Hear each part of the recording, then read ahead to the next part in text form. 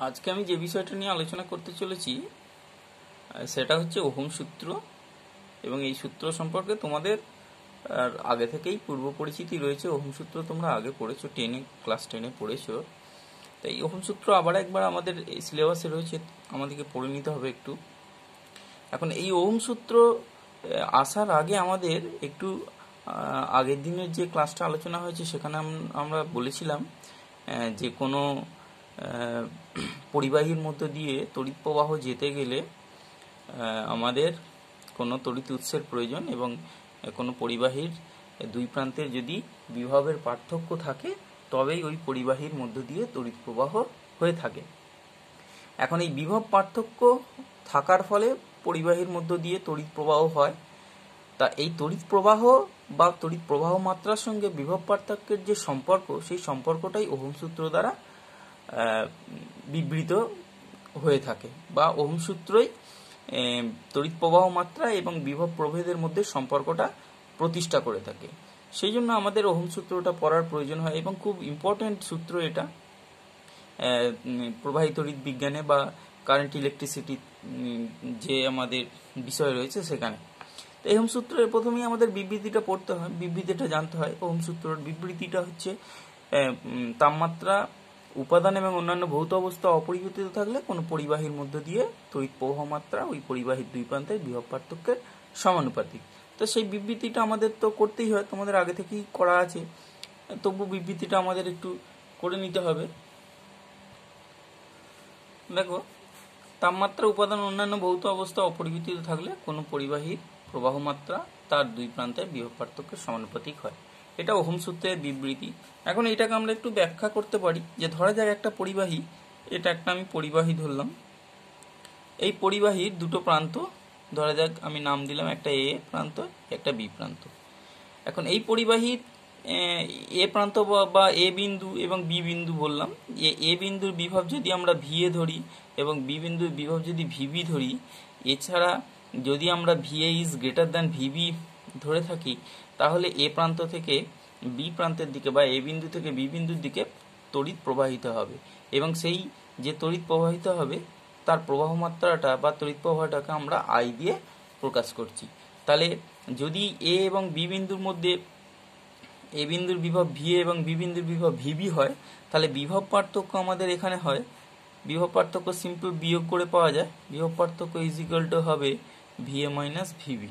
ঠিক আছে, তাহলে বলা হচ্ছে যে এই যে তড়িৎ প্রবাহ মাত্রা, যেখানে আমরা প্রবাহ মাত্রাকে ধরেছি আই, প্রবাহ মাত্রা ইজ ইকুয়াল টু আই, তাহলে ওহম সূত্র অনুসারে যদি তাপমাত্রা, উপাদান, অন্যান্য ভৌত অবস্থা অপরিবর্তিত থাকে, তাহলে প্রবাহ মাত্রা বিভব পার্থক্যের সমানুপাতিক হবে।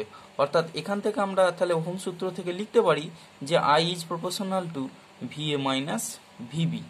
ঠিক আছে, তাহলে এখান থেকে আমরা জানি প্রপোর্শনাল চিহ্ন তুলে সমানুপাতিক চিহ্ন তুলে সমান চিহ্ন দিলে একটা ধ্রুবক আসে। এক্ষেত্রে আমাদের ধ্রুবক পেয়ে যাব যে VA minus VB divided by I is equal to R ধ্রুবক পাওয়া গেল।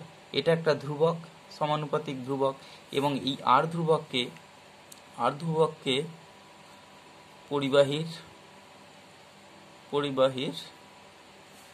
রোধ বলা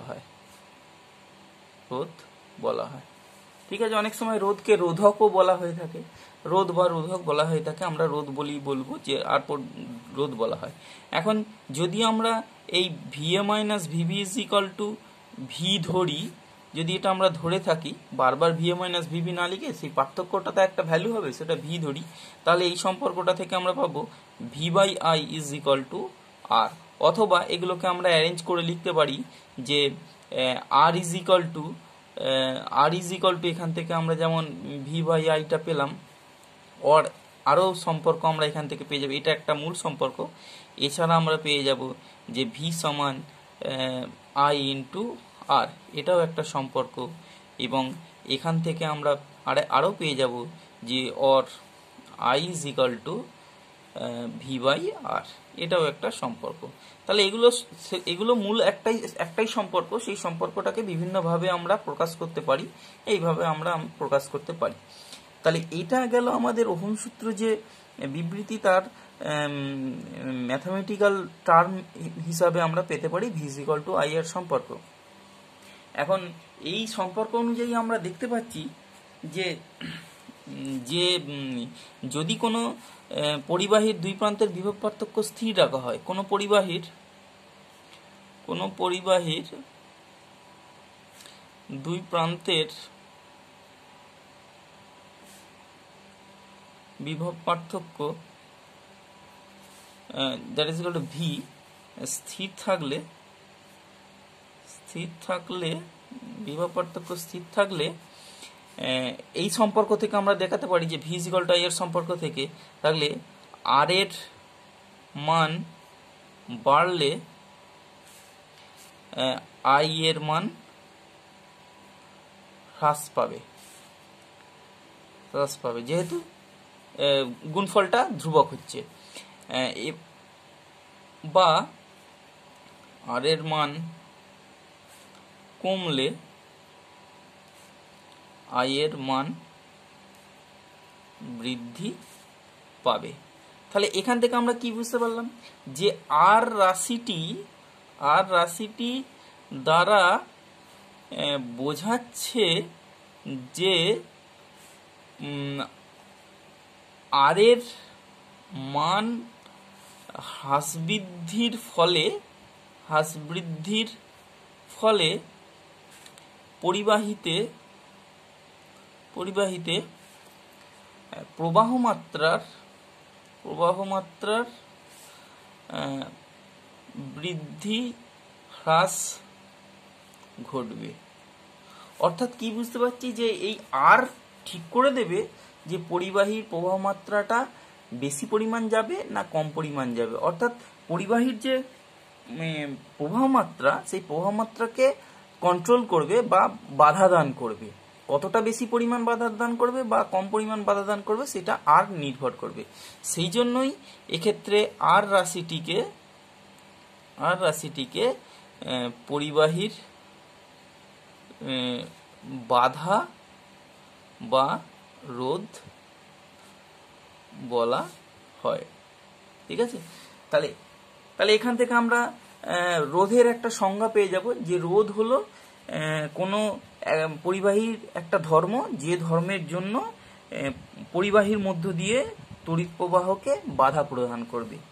তা সেটাকেই আমরা ওই পরিবাহীর রোধ বলবো, এবং সেই রোধটা আমরা পেয়েছি দেখো বিভব পার্থক্য এবং তড়িৎ প্রবাহ মাত্রার অনুপাত থেকে। তাহলে রোধ হলো একটা বাধা যেটা পরিবাহীর মধ্য দিয়ে তড়িৎ প্রবাহকে বাধা দান করে, এবং সেটা আমরা সংজ্ঞায়িত করব কোনো পরিবাহীর দুই প্রান্তের বিভব পার্থক্য ও প্রবাহ মাত্রার অনুপাত। তাহলে সেটা আমরা একটু লিখে নেব।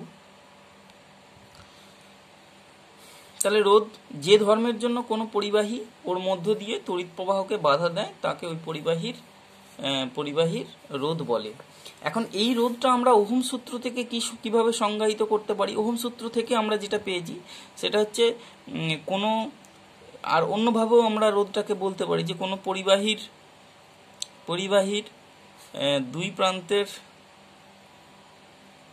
প্রান্তের বিভব পার্থক্য ও উহার মধ্য দিয়ে তড়িৎ প্রবাহ মাত্রার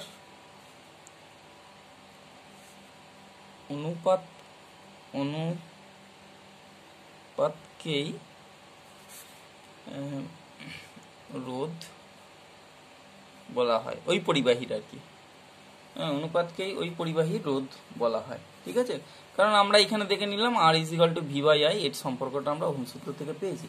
তাহলে এখান থেকে আমরা রোধ রাশিটা পেয়ে গেলাম। এখন এই রোধের একক সম্পর্কে আমাদের একটু আইডিয়া নিতে হবে। রোধের একক হচ্ছে ওহম। বিজ্ঞানী ওহমের নাম অনুসারেই এককটা হচ্ছে ওহম। এইভাবে লেখা হয়, ইংরেজিতে এইভাবে বা চিহ্ন দিয়ে এইভাবে ওহম করা হয়। এটা সাধারণত ব্যবহারিক একক বা এসআই একক বলা হয়। এছাড়া এইটা আমাদের এখানে আমরা যদি এসআই বলে থাকি এটা, তাহলে এরকম সিজিএস হিসাবে আমরা এটাকে স্ট্যাট ওহম বা ইএসইউ রোধ বলা হয়ে থাকে। ঠিক আছে, এটাকে ইএসইউ রোধ বা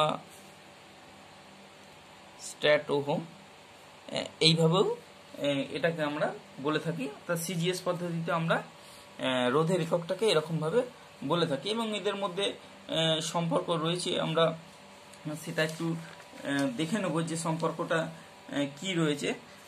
এবং এখানে আমাদের একটু জেনে রাখতে হবে যে রোধের একক আমরা ওহম ব্যবহার করছি, এর কিছু বড় এককও ব্যবহার হয়ে থাকে, সেটা কিরকম কিলো ওহম বলা হয়।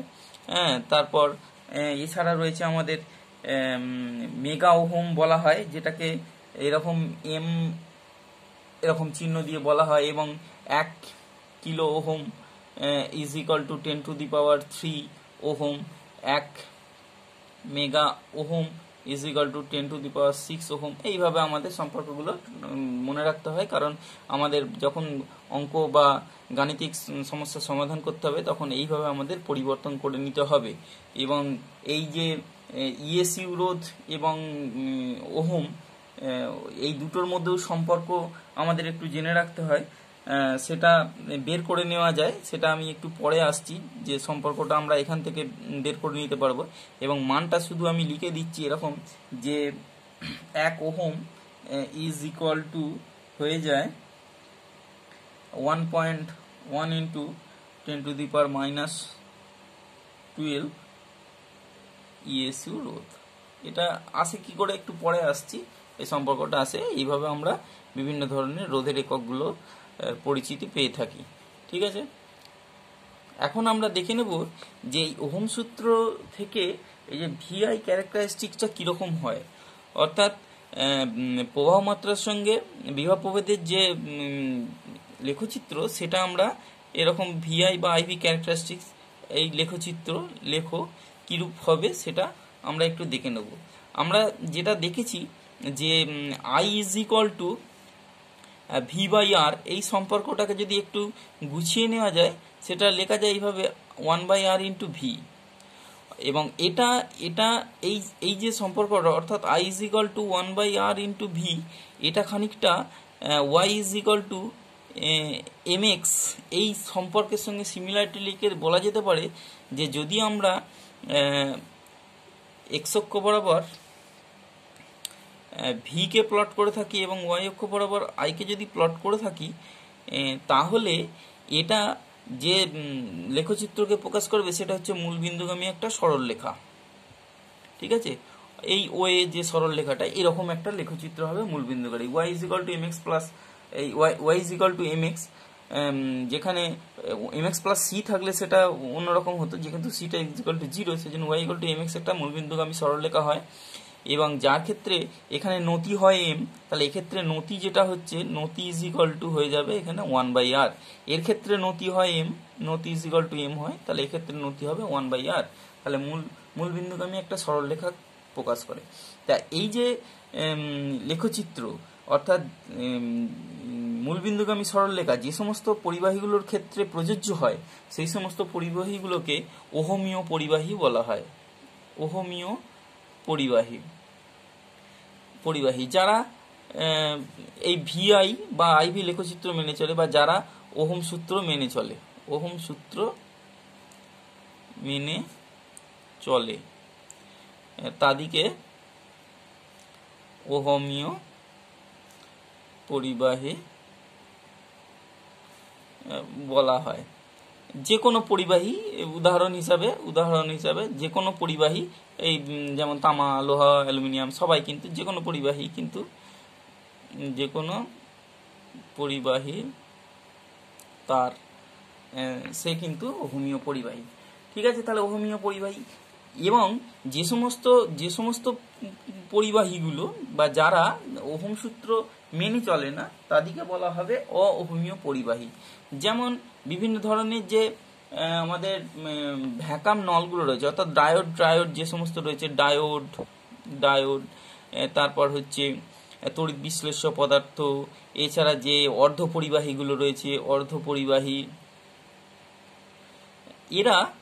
এরা ওহম সূত্র মেনে চলে না। অর্থাৎ কি, এদের ক্ষেত্রে যখন ভিআই ক্যারেক্টারিস্টিক আমরা অঙ্কন করব তখন কিন্তু মূলবিন্দুগামী সরলরেখা হবে না। সেই জন্য এই সমস্ত পরিবাহীগুলোকে আমরা ওহম সূত্র মেনে চলে না, এই সমস্ত পরিবাহীগুলোকে আমরা অহমীয় পরিবাহী বলবো। এরা ওহম সূত্র মেনে চলে না, তাই এদের অহমীয় পরিবাহী বলা হবে। ঠিক আছে, এগুলো অহমীয় পরিবাহী। এবং এদের ক্ষেত্রে ক্যারেক্টারিস্টিক্স কেমন হয় আমি একটু দেখাচ্ছি।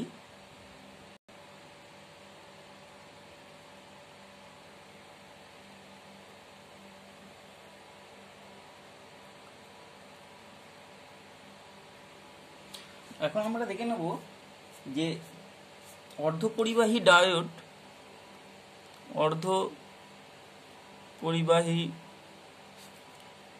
ডায়োড যেটা একটা অহমীয় পরিবাহী, তার ক্ষেত্রে আইভি ক্যারেক্টারিস্টিক বা ভিআই ক্যারেক্টারিস্টিক লেখচিত্রটা কিরূপ হয়, লেখচিত্র কিরূপ হবে। এটা একটা অহমীয় পরিবাহী, তার ক্ষেত্রে আমাদের লেখচিত্রটা এরকম হয় যে এদিকে ভি এবং এদিকে যদি আই প্লট করা হয় তাহলে লেখচিত্রটা এরকম হবে, একটা অরৈখিক লেখচিত্র এইরকম হবে। যে লেখচিত্রটা থেকে বোঝা যাচ্ছে যে বিভব পার্থক্যের সমমান কিন্তু বিপরীতমুখী অভিমুখ বিপরীত হওয়ার জন্য তড়িৎ প্রবাহ মাত্রার মান কিন্তু অন্য হয়ে যাচ্ছে। এখান থেকে দেখতেই পাচ্ছ যে বিভব পার্থক্যের মানটা যদি পজিটিভ এবং নেগেটিভ দুই কোয়াড্র্যান্টে যদি আমরা ভাবি, তাহলে বিভব পার্থক্যের মান এক থাকলেও যদি বিপরীতমুখী হয়ে থাকে তাহলে তড়িৎ প্রবাহ মাত্রার মান আলাদা হয়ে যাবে। অর্থাৎ আমাদের যে ভিআই বা আইভি ক্যারেক্টারিস্টিক্স অহমীয় পরিবাহীর ক্ষেত্রে দেখেছি মূলবিন্দুগামী সরলরেখা, অহমীয় পরিবাহীর ক্ষেত্রে কিন্তু যে কোনো রকম হতে পারে এবং সেটা মূলবিন্দুগামী সরলরেখা হবে না। তাই এটা একটা আমাদের লেখচিত্র মনে রাখতে হবে যে অহমীয় পরিবাহীর ক্ষেত্রে লেখচিত্র কিরূপ হতে পারে। ঠিক আছে, এগুলো আমরা অহমীয় পরিবাহীর ক্ষেত্রে দেখলাম। এখন আমাদের যে বিষয়টা একটু জানতে হবে সেটা হচ্ছে আমাদের প্রবাহী তড়িতের জন্য মূল যে বিষয় রয়েছে সেগুলো হচ্ছে তড়িতাধান, তড়িৎ প্রবাহ মাত্রা, বিভব প্রভেদ, এইগুলো এদের এককগুলো এবং এদের সম্পর্কগুলো আমাদের একটু দেখে নিতে হবে। যে আমরা প্রথমেই তড়িতাধান দেখছি। তড়িতাধান আমরা জানি যে কোনো পরিবাহীর মধ্য দিয়ে যখন আধান গতিশীল হয় তখন ওই পরিবাহীর মধ্য দিয়ে তড়িৎ প্রবাহ সৃষ্টি হয়। তা সেই আধানটা আমরা জানি যে মুক্ত ইলেকট্রন গতিশীল হলে তবেই পরিবাহীর মধ্য দিয়ে তড়িৎ প্রবাহ সৃষ্টি হয়। এখন এই তড়িতাধানের এসআই একক আমরা জানি, যদিও এসআই একক কুলম্ব যাকে ক্যাপিটাল সি দিয়ে প্রকাশ করা হয়, এবং এই 1 কুলম্ব কতটা তড়িতাধান সেটার একটা সংজ্ঞা রয়েছে। সেটা হচ্ছে যে 1 কুলম্ব ততটা পরিমাণ তড়িতাধান, যে পরিমাণ তড়িতাধান সিলভার নাইট্রেট দ্রবণের মধ্য দিয়ে পাঠালে ক্যাথোডে 0.00118 গ্রাম সিলভার বা রূপা মুক্ত হবে। তা সেই পরিমাণ তড়িতাধানকে আমরা 1 কুলম্ব তড়িতাধান বলে থাকবো। তো সেটা আমি একটু লিখছি। এবং এছাড়া এই সিজিএস পদ্ধতিতে হয় স্ট্যাট কুলম্ব বা ইএসইউ আধান বা স্থির তড়িৎ একক আধান, এইগুলো আমরা সিজিএস পদ্ধতিতে তড়িতাধানের একক জানি বা জেনেছি। তাহলে 1 কুলম্ব তড়িতাধান কতটা পরিমাণ সেটা একটা সংজ্ঞা রয়েছে, সেটা একটু লিখে নিই। যে পরিমাণ তড়িতাধান সিলভার নাইট্রেটের জলীয় দ্রবণকে বিশ্লেষণ করে ক্যাথোডে 0.00118 গ্রাম রূপা সঞ্চিত করতে পারে তাকে 1 কুলম্ব বলা হয় 1 কুলম্বের সংজ্ঞা হিসাবে। এবং সিজিএস পদ্ধতিতে সিজিএসে আমরা জানি যে ইএসইউ আধান এককটা ইএসইউ আধান বা স্ট্যাট কুলম্ব, এইভাবে এর এককটাকে বলা হয়ে থাকে বা প্রকাশ করা হয়ে থাকে ইএসইউ আধান স্ট্যাট কুলম্ব। এবং এই কুলম্বের সঙ্গে স্ট্যাট কুলম্বের সম্পর্ক রয়েছে, সেটা হচ্ছে 1 coulomb is equal two 3 × 10⁹ ESU আধান। এই সম্পর্কগুলো আমাদের ম্যাথামেটিক্স বা যখন গাণিতিক সমস্যা সমাধান করতে হবে তখন আমাদের এগুলো লাগবে, সেই জন্য এগুলো আমাদের এখন মনে রাখতে হবে। এছাড়া তড়িতাধান ছাড়াও তড়িৎ প্রবাহ মাত্রা রয়েছে, তড়িৎ প্রবাহ মাত্রা যার এসআই একক হচ্ছে আমরা জানি অ্যাম্পিয়ার, অ্যাম্পিয়ার এবং সেটাকে ক্যাপিটাল এ দিয়ে প্রকাশ করা হয় অ্যাম্পিয়ার। এছাড়াও আমরা এই মিলি অ্যাম্পিয়ার, যাকে বলা হয় milli ampere, milli ampere, micro ampere, এই ধরনের এককও আমাদের ব্যবহার করতে হবে। মাইক্রো অ্যাম্পিয়ার এগুলো ক্ষুদ্র একক, তড়িৎ প্রবাহমাত্রা ক্ষুদ্র একক অ্যাম্পিয়ার। এবং 1 মিলি অ্যাম্পিয়ার সমান 10⁻³ অ্যাম্পিয়ার, 1 মাইক্রো অ্যাম্পিয়ার সমান 10⁻6 অ্যাম্পিয়ার। এই সম্পর্কগুলো আমাদের একটু মনে রাখতে হবে। এবং সিজিএস পদ্ধতিতে একক ইএসইউ প্রবাহমাত্রা বা স্থিরতারিতিক একক প্রবাহমাত্রা বা স্ট্যাট অ্যাম্পিয়ার। এবং এক্ষেত্রেও আমাদের এই 1 অ্যাম্পিয়ার সমান 3 × 10⁹ ইএসইউ প্রবাহ মাত্রা, এই সম্পর্ক আমাদের মনে রাখতে হবে, প্রবাহ মাত্রা।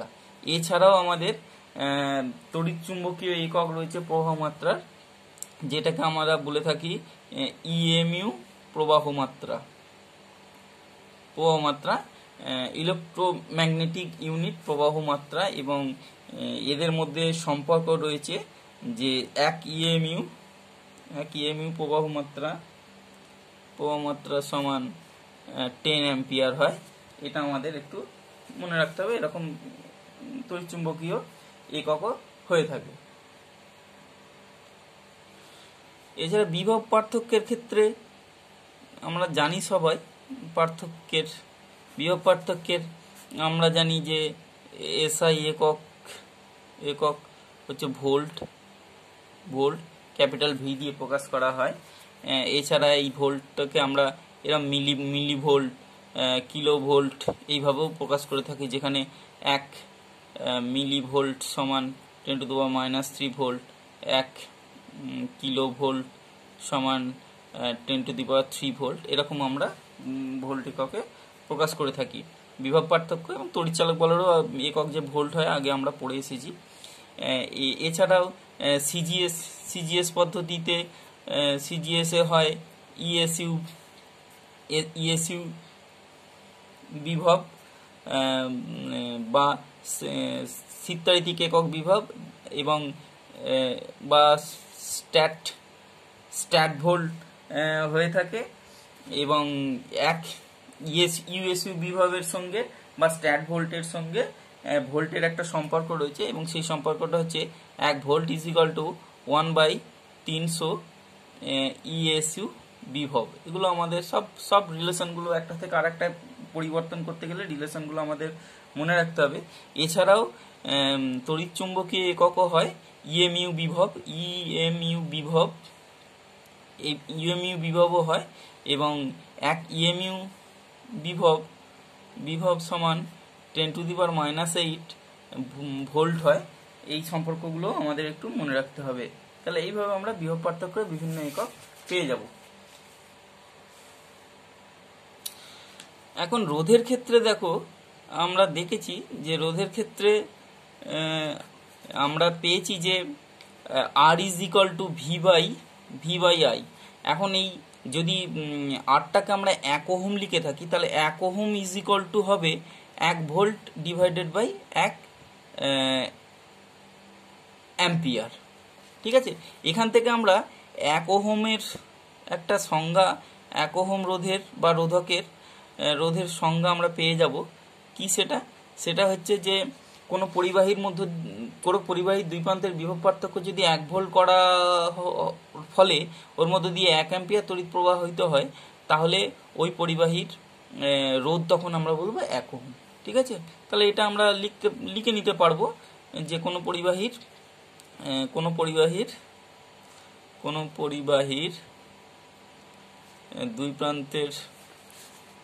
দুই প্রান্তের বিভব পার্থক্য 1 ভোল্ট করলে যদি ওর মধ্য দিয়ে 1 অ্যাম্পিয়ার প্রবাহ মাত্রা যায় তবে ওর রোধ 1 ওহম হবে। ঠিক আছে, তাহলে এই আমরা রোধের সংজ্ঞায়িত করতে পারি। এই রোধের আমাদের সিজিএস একক হয়, সিজিএস একক সেটা হচ্ছে ইএসইউ রোধ বা স্থিরতাড়িতিক একক বা স্থিরতড়িৎ একক রোধ বা স্ট্যাট ওহম বলা হয় থাকে। এবং এই ইএসইউ রোধের সঙ্গে ওহমের একটা সম্পর্ক রয়েছে, সেটা এইভাবে পাওয়া যায়। সেটা হচ্ছে 1 ওহম সমান আমরা জানি 1 ভোল্ট বাই 1 অ্যাম্পিয়ার, এবং এই ভোল্টের সঙ্গে যে ইএসইউ এর সম্পর্ক রয়েছে সেটাকে আমরা এখানে বসিয়ে নিলে পেয়ে যাব যে 1 ভোল্ট সমান আমরা দেখলাম যে 1/300 ইএসইউ বিভব, আর 1 অ্যাম্পিয়ার সমান আমরা দেখলাম 3 × 10⁹ ইএসইউ প্রবাহ মাত্রা, এবং এই দুটো করলে হয়ে যাবে এখানে, এটা হবে ইএসইউ রোধ। ঠিক আছে, এবং এইটা ক্যালকুলেশন করলে যেটা দাঁড়ায় সেটা হচ্ছে 1/9 × 10⁻11 ইএসইউ রোধ, এবং এইটাই আমাদের দাঁড়িয়ে যায় 1 × 10⁻12